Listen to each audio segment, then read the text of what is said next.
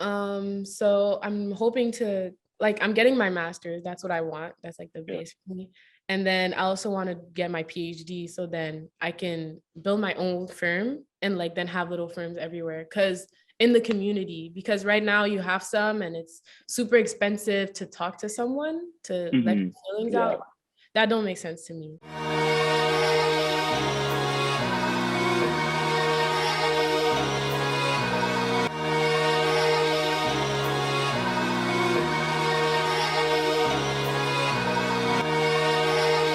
All right. So yeah, once again, thank you for taking the interview. And then just to start us off, just tell us about yourself, like who you are, where you're from, your family, culture, some things like that.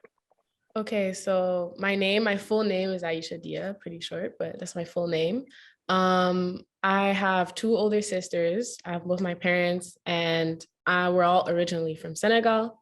So as you can see, the African house decorations, and yeah. Okay, that's dope. Just to go off of that, were you born in Senegal or were you I born in? wasn't born there. I was born here, Okay. but both my parents were born there. Yeah. Okay. No, that's dope at the end of the day, regardless. Um, and then going off of that, who would you say, I guess, your biggest role model or inspiration was? And then how would you say that person helped you develop along your journey? Sorry. No worries. Honestly, I would say I have like a bunch because I would put like my four family members in it. It would be both my sisters because I look up to them a lot. They're really smart. And my mom for his strength, my dad for his intelligence. Like it all just comes together. And whenever I think about basketball and like motivating myself, I think of them. My sister has not missed one game this season. So hopefully, if the season keeps going, I'll see her soon. Yeah, no, that's dope. That's really what you need. It's like having that support Yeah. is crazy. It's amazing. And then I guess going off of that, because your parents, as you mentioned, are both from Senegal. So when you developed the passion for basketball, how was that? I guess how did they take it? Because I know like a lot of parents who immigrate, they're not so big on the sport. So just how did that go and how like yeah Yeah, how did it go? African parents, but my parents were more like open to like ever since I was young, they always put us in a sport because also in Africa it's really important health. And my dad always talked about health, health, health. And keeping you physically moving and everything, it keeps you healthy. So he put me in soccer and gymnastics and basketball and everything. So honestly, they were really supportive. My sisters too. My older sister is Max Films, so you can see she's like really passionate about basketball. So it's both of us, like, it's just a passion in the family. Okay, yeah, that's amazing. That's amazing right there. And then I guess going off of that, because you mentioned you did a whole bunch of sports while you were younger, your dad put you in a bunch of sports. So was basketball always your passion, or did you have another first love, so to speak? Um, Honestly, I wouldn't call it a first love. I just played the sports. It's not that I hated them or anything, but it didn't hit me like basketball did. So like I mentioned, soccer, gymnastics, and me and my family, this is when I started basketball. We moved to China for 4 years. I lived in China for Interesting. and my sister, she used to play, but she didn't have a dream to go professionally or anything. She just played like that. And when we came back to Canada about 5 or 6 years ago, my dad told me, okay, you got to change sports. Like you're tall, you're long, use it to your advantage. So he put me into basketball, and that's how I started. Okay, that's crazy. And then I guess because I had no idea about that. Talk to us about like living in China for 4 years. So you said Yeah, how was the culture over you there only compared to here? yeah. China was fun. China, honestly, when I was here, I was kind of like, ching chang chong, like I don't care. Like it's like halfway across the globe. Like you don't even fathom like being in that space. But when I did get there, it's just like anywhere else. So it was a really good experience. Obviously, there are not a lot of Black people in China. So when they see you, they're really like shocked and stuff, like with the hair and the skin color. But it's an experience to have, but it was fun. Mhm. And Yeah. then while you guys were there, you mentioned so your sister was playing basketball in China at the time. Yeah. Okay, so how was that? I guess watching her play and like going through all of that. Would you say that kind of helped you grow an appreciation for the sport or? I think it did because my sister, she's always been like really smart and also really good at sports. And like that's like the best of both worlds. And I'm like, I want to be like her. And I would always go to her practices, like, oh, we got to go pick up your sister from practice. Oh, I'm going, like I'm watching her and stuff. And honestly, just watching her grow and get better, it made me want to grow and get better. Like, for example, she'd always tell me, you're never going to beat me in a 1v1, but it's okay. We settled this. No, I love that. That's like I guess that's what they say. You mentioned you had two older sisters. Are you the youngest? In Yeah. okay, yeah. So that's what they say about the youngest child, that they always want to like go surpass the other one. Exactly. So I mean, it makes sense. But that's crazy. That's amazing. Like Yeah. you watching her go through it all, and so to speak, because of that, you never well, not because of that, you kind of knew what to expect when you decided that you wanted to pursue basketball, because you were able to watch her go through all of the same things that basically you would eventually have to go through. So yeah, Exactly. that's amazing. Thanks. And then now I guess, so just talk to us a bit about your high school basketball journey, and then including going to CJUP and playing at Dawson. So I went to Stanislas. I know not a lot of people know it because it's a really French private school. So I went there, and the basketball, they were D3. So it wasn't the best, but I was getting a really good academic school and everything. And I played there, and then the coach was like, "Oh, you're good." And it's actually at Saint-Exupéry that he saw me. It wasn't even my own coaches at Stanislas.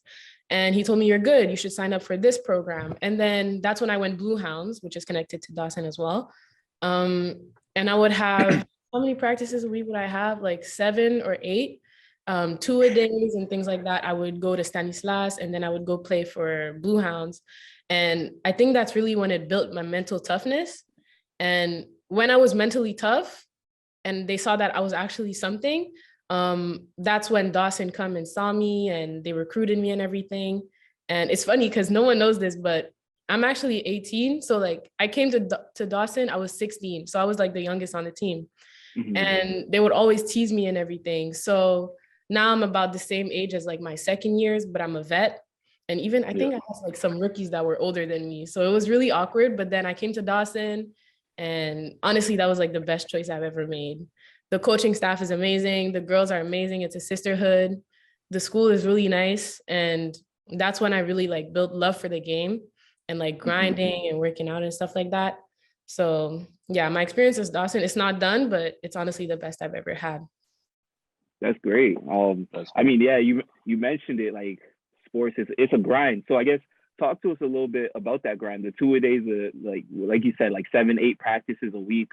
Talk to us about I guess a normal day in season and like a normal day out of season, because we know, of course, it could be completely different.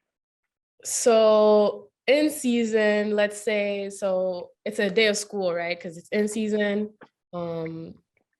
Let's say I wake up, I have class. I have 2 classes that day. So I have class at 10, and then I have class at 12. Then I finish classes at 2. I go get lunch.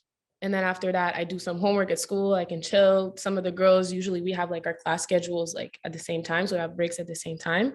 So, we chill together, we talk and everything, but focus on our homework. And then after that, around 6 p.m. So every day we have practice. That's in season. And after that, you just go home, and you usually have a little bit more homework to do.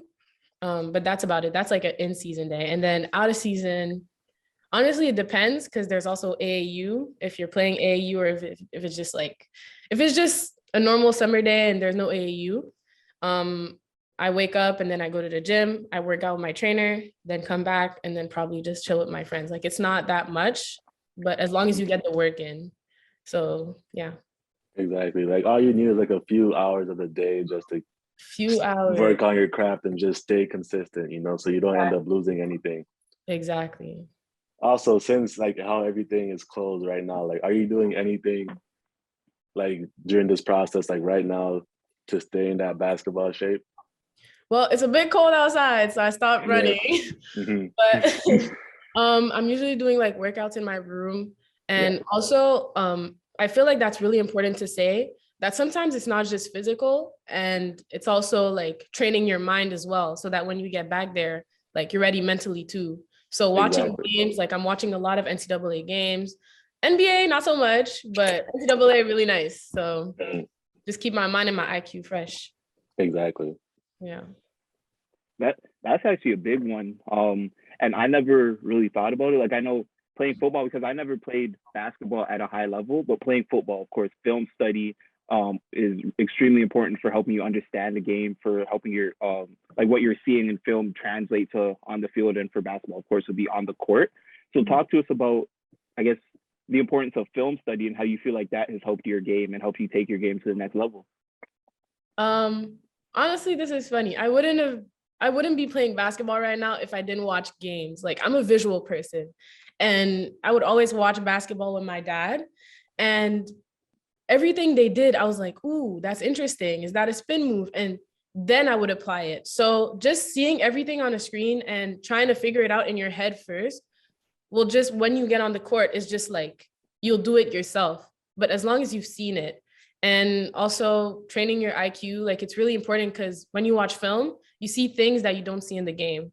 And that's why we get roasted by our coaches during film session. But yeah, that's about it. Yep. No, I feel that. I feel that 100%. And so yeah, going off of that, since I guess we're on the topic of film study, who would you say, or I guess how before that, how would you describe your game? And then, are there any players that you would say you particularly model your game from? So my game, I'd say aggressive and versatility. I think I can play, honestly, my potential, I can play 1 through 5. Right now I'm a 2, 2, 3, 4, and I can play a little bit everywhere. I'm on the defensive end, I'm on the offensive end. I get the boards, I get the steals. Like I'll do anything I need to do to win the game.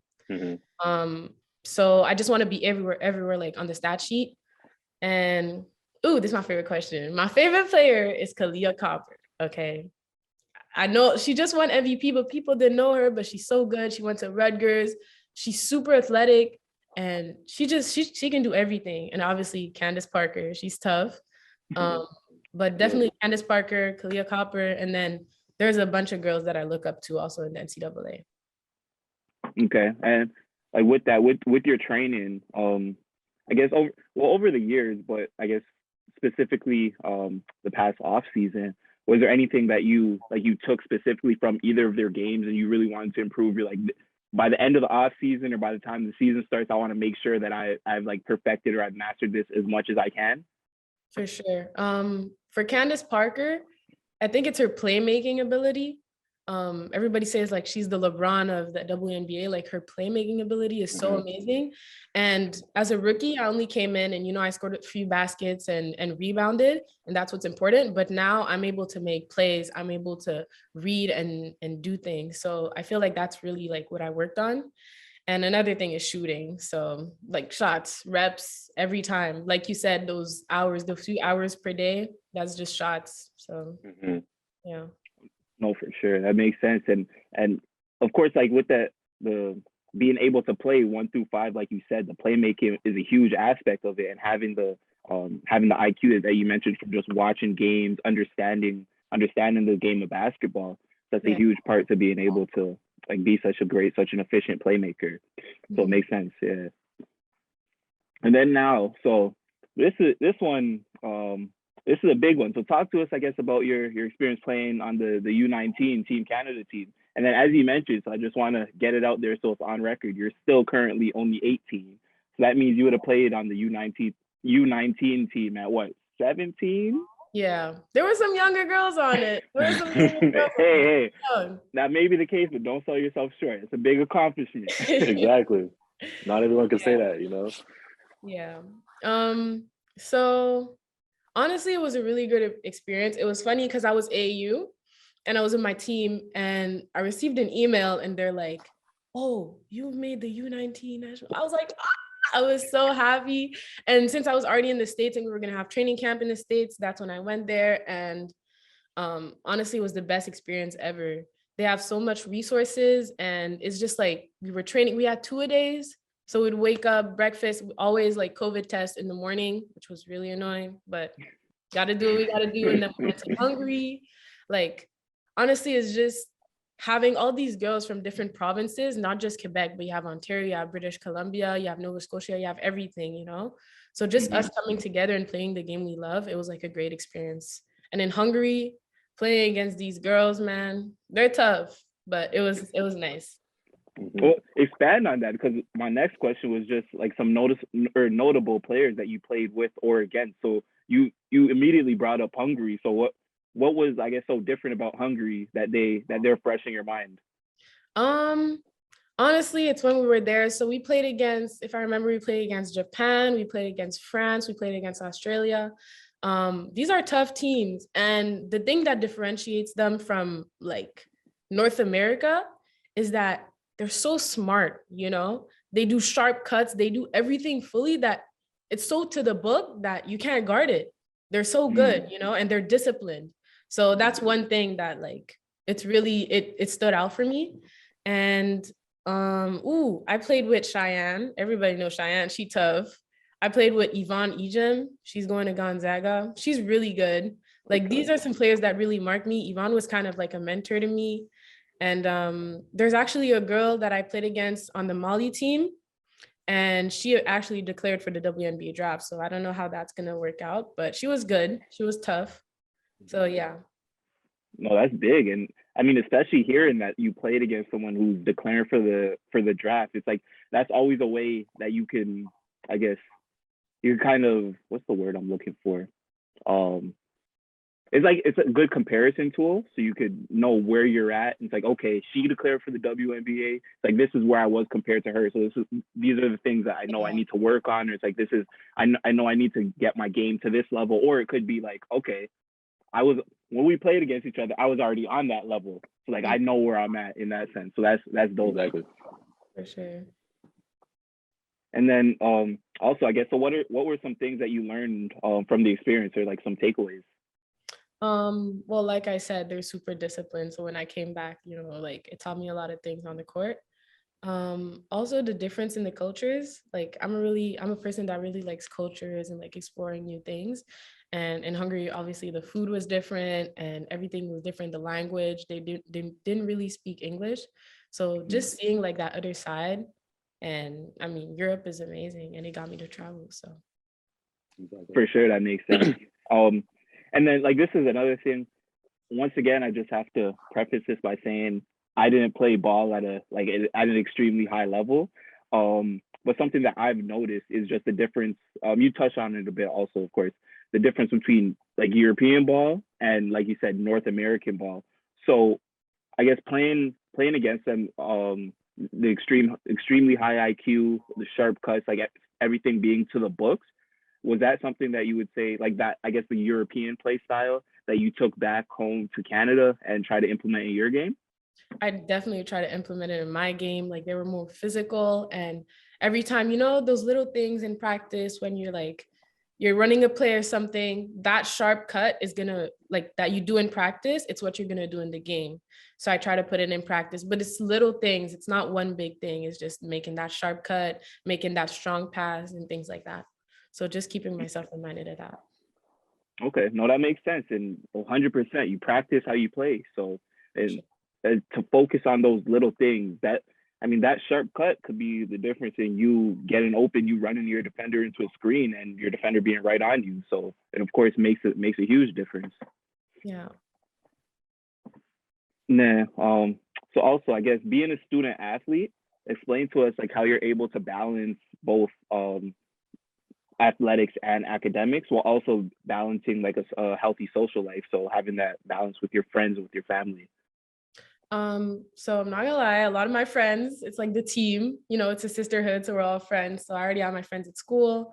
I've never really I've never really struggled at school because I'm a bit like lazy, but I still do the work in time. So as long as I get the work done, I'm good. And that's what's TJEP's gonna teach you. And then honestly, I try to keep it together, and time management is really important. I know people just say it and then people look at like, what does that even mean? It's just getting your things in order. And like for people that have more trouble with it, just having a little agenda, writing things down, it will totally help you. Yep, 100%. Especially like from this conversation so far, I believe you're a more visual person. So like that's where the agenda or having a calendar or something would be huge. Because it's just like you wake up, you look and it's like, okay, I need to do this, and that. So I 100% agree with that. And then so now moving more on to like basketball this year for you. What were some of your goals going into this upcoming season? Hoping that you're able to continue the season, like you said, with all this COVID, the regulations and whatnot. And then with that, sorry to cut you off. Both, I guess personal and team goals. Okay. So for me, it's been like MVP. I think that's something that, from my vets, she won MVP, Taisha, and then the years before they won MVP. And I felt like I kind of had to carry that legacy. Like, oh, I'm bringing MVP to Dawson. I'm bringing a championship to Dawson. And it's been a bit rough, but honestly, since if I got the championship, we're good. That's all I want. Like I missed a whole year. In our first year, we fell short. So if we get that championship, I'm going to be super happy if we have a season. Yeah, I know. Especially knock on wood. Hopefully. But no, that's it. At the end of the day, like just trying to contribute to get to that ring. Like I guess if you're doing everything you can for the team, the individual accolades will follow, so to speak, because obviously your game speaks volumes. But no, I feel that having that MVP is like, especially like you said, your mentors won it, so that's always going to be in the back of your mind. We're rooting for you. Go get that. Like I said, hoping there's a season. Go get that ring. Go get that MVP. You gotta ride off into the sunset. You gotta stay hungry. Stay hungry for the rest of the season. Continue that ambition, and just go get it. This next one, it's a bit new, so to speak, because of COVID and everything. But I guess describe the recruiting process and how that's been for you. Ooh, that was tough. The recruiting process, honestly, it started when COVID started. So unfortunately, like it was only phone calls and Zooms, and I never really got to have a feel for it. I talked to a lot of coaches, and then it got up after the AAU I had this summer. I had a few more offers, and that's when I was like, okay, I'm close to making my decision. So it was tough, but I'm happy I got through it and committed to Penn State. Oh, for sure. No doubt. And then, I mean, even more so with COVID, how was it being recruited out of Canada? Because at least when I was playing, a lot of coaches, I don't want to say that they think negatively of Canadian athletes, but they have a certain, being real, like the competition isn't the same when you're playing in Canada versus when you're playing against US athletes. So I guess you, of course, did AAU, you did Team Canada, so they got to see you against like top competition. But just how did you feel like coaches recruited you differently because you're coming out of Canada, or how did that go? Honestly, I think so. And that starts with who comes to watch your games, and who do you play? Like, for example, if they hear, oh, this is a Canadian team and they're playing against this team, but they're not even that good, they're not going to come watch just because, sometimes. And I was lucky enough to be part of some great AAU programs, which are recognized by coaches, NCAA coaches and JUCO coaches and every coach. And when I go play, they're like, oh, it's a Canadian team, but I heard they're good, so I'm going to go watch. So, yeah. Okay, yeah, no, that's dope. And then I guess going more with the AAU, because like I'm not, well, like obviously I know how AAU works. I'm just not too familiar with the AAU scope, the landscape, and like the different teams. So were you playing on like one of the top AAU teams in Canada, and then you traveled, of course, to the States and stuff? Just for clarification. Yeah, that's what I did. Okay, got you. Okay, yeah, no, that's dope. Shout out to your AAU team, and keep going crazy with it. And then I guess more on the recruitment side of things. So talk to us about your recruitment leading up to you committing to Penn State. And then also with that, what was it about Penn State that you think, that you would say drew you into them? So I was on the AAU and it was our last game. And that's where the coaches are allowed to contact you. And it was the morning of, and a coach called me and I was like, wait, I don't have this number registered in my phone. And it was actually a coach that transferred university and now she was at Penn State. And I was so happy to hear her voice because she's actually one of the only coaches that made me feel so comfortable during the process when we were talking. And we spoke and she was like, yeah, I'm at Penn State now. And she was telling me about the school. And then I figured out that, oh, this is a good school. Like, this is a good school. So then, I took my visit, and honestly, what made me go there, the same thing I found at Dawson, I found at Penn State, and it's that sisterhood. And also like their athletics is amazing. Like they have a great football team. They have great teams like volleyball and everything. And the resources, and most importantly, the academics, because I do want to do stuff after. So Exactly. Yeah, no, of course, that's amazing. Yeah, definitely from hearing you speak, like the academics is like you take student athlete, like you're a true student athlete. Like, you're not exactly, you're not just there to play student sports first, and like athlete other stuff second. comes second. Like you're gonna get your schoolwork done. So that's huge. For sure. And I guess kind of on this topic, I won't lie, I was gonna save this for a little later, but just stepping away from basketball, do you have like any plans or ideas already on what you're gonna major in? Yeah, I want to go into psychology. I'm really interested in like mental health and also like COVID, what it did to us. So I feel like it kind of woke me up also on that subject. And I really want to work with mental health and giving that to people who don't really have access to it. So things like that. Yeah, 100%. That's dope. It makes sense. And like the aspect of giving back, of course, everyone could get on board with that. Yeah.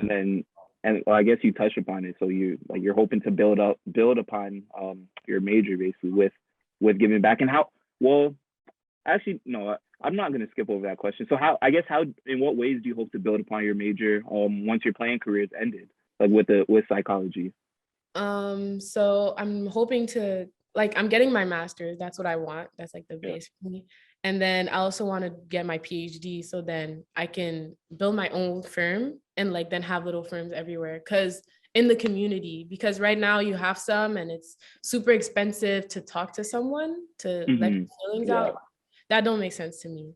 So just making sure I'm a bit everywhere and building that firm. That's what I want. Yeah, no, that's amazing. You did mention like the mental health aspect, just more out of curiosity. Was that something you were thinking? Obviously, like this could change with the years to come, but were you thinking of gearing that towards like athletes and athletes' mental health? Okay. Yeah, for sure. Like that's the first thing I thought about, as an athlete. Like, that's when like, it hits you, like when you're running a suicide or something, you're like, oh my God, like that's mental health. So just like making sure I understand that, I think it'd be just super interesting. Yeah, 100%. 100%. And then going back a bit now to Dawson. Sorry, I know it's a little out of wax, out of order here. But just you mentioned earlier about your coaches and how you've learned so much from your coaches and basically how like your experience at Dawson has been amazing. So just touch upon how like your experience with your coaches and how that's helped you develop your like both as a person and as a player. I mean, my coaches never ceased to like push me. Like they always pushed me. When I came in as a rookie, I remember this. I won't ever forget this. It was like into the probably fifth practice, and I came in and Trevor was like, "You're gonna start. You're gonna be a starter." And I was like, "Me? I'm from a D3 school, and I'm just tall and athletic. Like what?" And I didn't understand. And I won Rookie of the Year that year, and they always pushed me. So I feel like, yes, there's love, but it's like a love-hate relationship. Like they're gonna push you, but to your limit, and you won't even know it's your limit. It's a great coaching staff. Like Trevor, he has the resources. Like if you want to go wherever you want to go, NCAA or anywhere, Trevor will make that happen. We have Lizanne. She was on the Canadian national team. Like I look up to her. There are banners of her in the gym. Aurélie, Lechek. Like it's a great coaching staff, honestly. So. Yep, for sure. No, that's that love-hate relationship because like you said, when they're pushing you honestly, as an athlete, that's what you want. But when they're pushing you and when you're in the heat of the moment, it's nothing but hate for them. You're like, nah, get me out of here. I'm done. But that's what it takes to get you to that next level and to get you where you need to be. So that's great. Exactly. And you also mentioned like Trevor and I guess his connections getting you to that next level. So at least for football players that I've met and that I've noticed in Canada, the recruitment so to speak, falls on themselves. So how would you say that Trevor helped you with your recruiting and getting you ultimately to Penn State, or would you say that he helped at all? Just well, it started with his coaching, like the way he was coaching me, and Trevor teaches you things that they teach you in the NCAA. He prepares you so much that when you come up and he brings up big schools like Louisville and Penn State and things like that, you're not even scared because like, oh, he prepared me for that. So I feel like preparation is a big part of that. And then after that, he had the resources, he had coaches, he saw my style of play, and he didn't bring any schools that wouldn't fit in my style of play or I wouldn't fit in theirs, right? So then after that, AAU, he helped me filter them and see, what do you ask for in a school? What do you see for in a school? What do you want? What do you not want? Your program. So when he helped me with that, it was easier to make a decision. Okay, yeah, no, that's amazing. Like we need coaches. If you're watching this, we need more coaches like that, especially with the recruiting process, because that is exactly what you want. Like you're getting everything you need, and they're like you said, they're gearing your play style towards the school that you're going to, and making sure like they have the program you want, whatever. That's great. So shout out to Trevor one time. Oh, Trevor. So yeah, now just I guess we're gearing towards the end of the interview here. But looking back on your career so far, what are some pieces of advice that you would give to like a younger version of yourself or somebody going through like the same process? And if you don't mind, both something related to basketball and something outside of basketball. So related to basketball, actually, some of these are just gonna translate into not being related to basketball. For example, you have to step out of your comfort zone. Like you can't be comfortable in practice. You can't be comfortable in a game. And obviously when you're 10, 11, it's fun and everything. And it's still going to be fun, but you're going to have to put the work in. So that and consistency. I feel like you need to be consistent, but you can't be too hard on yourself, but be consistent. Like you said, like that little hour, 30 minutes that you do per day can be so beneficial for you. And off the court, I mean, these kind of apply to off the court as well. So yeah, of course, yeah. Okay, but no, that's dope. That's dope. Quickly before we dive completely like outside of basketball, Trey, did you have any other basketball related questions? No, not that I could think of right now, to be honest. Everything that was said in the interview kind of like was my follow-up question, and then it got answered, Yep. So like so I guess another thing with you, this goes more towards your mentality, just the grind and always like being ready for the next level, to get yourself to that next level. What helped you develop that? Was there even anything that developed it, or was it something that you feel has always been in you? Honestly, the people I put myself around, the coaches that push you and they make you see from a different perspective, like that, oh, you think that's all you can do, but you can do more. And the expectations, not in a bad way, but the good expectations, that's what's going to push you to get there. So honestly, that. And one thing I always tell myself, sometimes you're going to have down days. Sometimes you're going to have a long day at school. You don't want to practice. But as long as you give 100% of what you got that day, you're going to be fine. So it can be 100% of 50%. As long as you give it, you always give your 100%, then that's all that matters. For sure. That's what it is. And that's key. That's essential to growth no matter what you're doing. So exactly. That's all it comes down to, those days where you have a hard day at school, you have a hard day at practice, you get home and you're just soaking in all that you just been through. And then it's like, you have that mindset like, man, I got to wake up and do it again tomorrow. Like, how's it going to be tomorrow? Am I going to be on point again? Is this going to happen? Is that going to happen? But just to like have that little voice in your head that makes you stay motivated to continue and you don't give up on your passion, that's what makes everything worth it at the end of the day,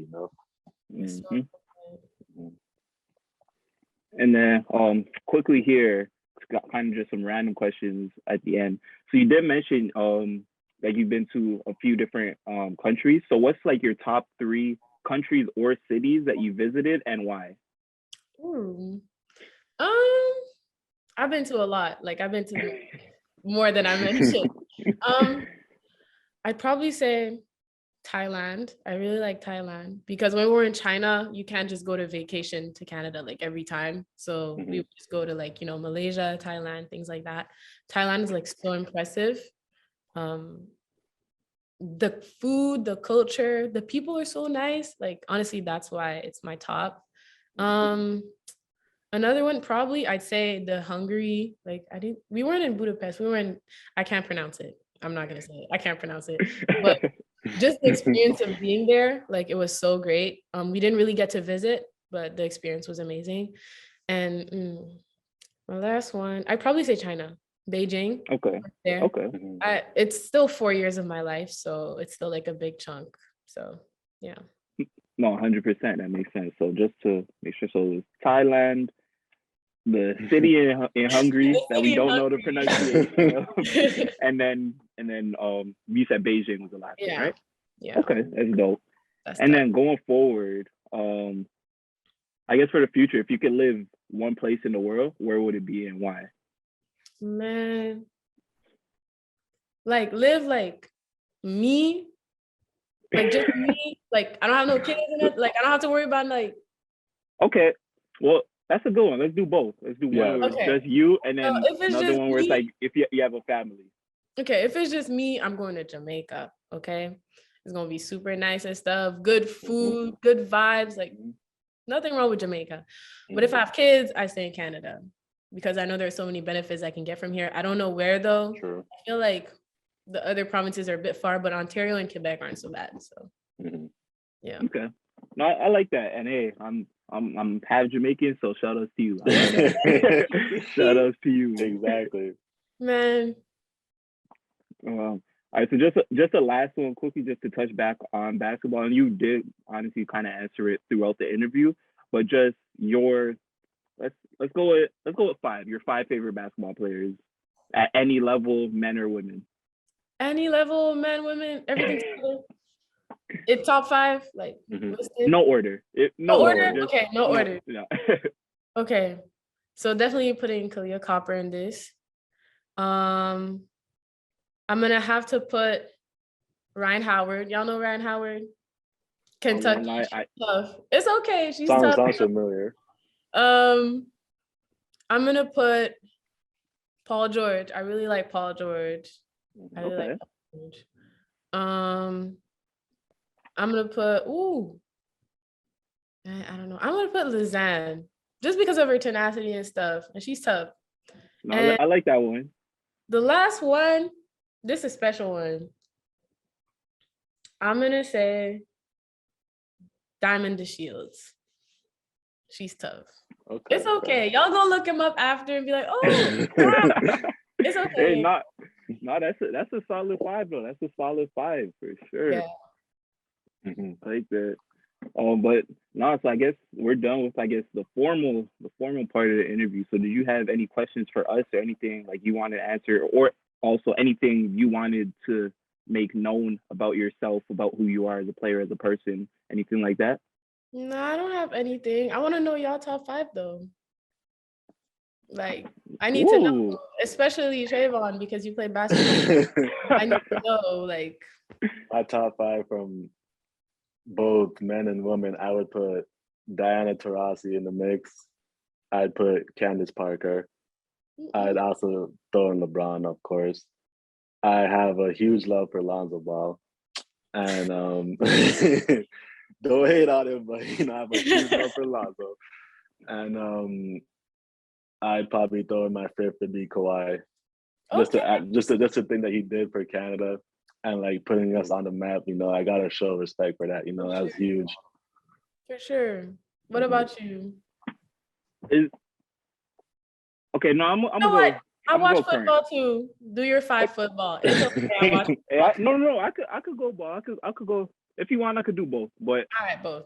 I will say though, I'm sorry. I don't watch a lot of WNBA, so okay. I don't know too many names. But I will go Candace Parker. Okay. I'm gonna go KD for sure. I'm gonna go Kawhi. This is tough. We only got 5. I'm from Toronto. I have to go with Kalo, Lowry. I gotta go with him. Ah. No, that's just a fan Oh, you favorite. said I can't leave him off. Like I love everything he's done for the city.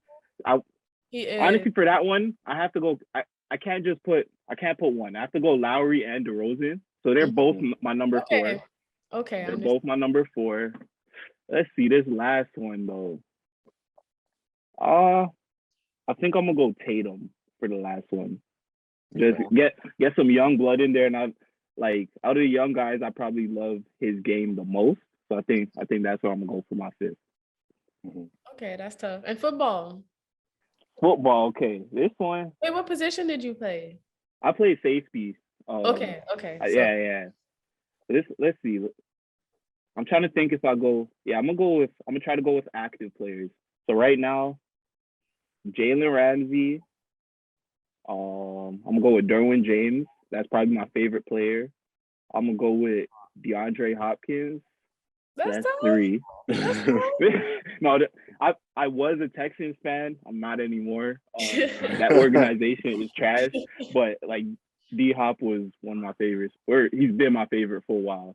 So that's three. Cool. Two more. I'm gonna plug him one time. He's not in the NFL. John Mechie out of Brampton, playing at Alabama right now. Okay. Just because like I know his family, he played with my brother, so that's a big one, and he's doing amazing things. So shout out to John. Let's see this last one. Who do we go with? Do I throw in a quarterback? I'm gonna go. You're making a full lineup. I know, right? I'm trying to think here. This is actually a tough one. I'm gonna go with Stephon Diggs. Okay. I'm gonna go Diggs. I love his game, the route running, the swagger, the attitude. I'm gonna go Diggs. Okay, makes sense. But so I mean, that's all for us. Once again, really appreciate you taking the time out of your day, having this interview with us. Like, it's been amazing. And as you know, we are on your side. Hopefully there's a season, go kill things at Dawson, get the chip, get the MVP, and then on to bigger and better things. Get ready to go kill things at Penn State, do all the same. Exactly. Thank you so much. What you guys are doing is really amazing. Like, honestly. Thank you. I appreciate that. Really, definitely appreciate the support and all of that. Am I gonna get some gear? I see you wearing a hoodie there.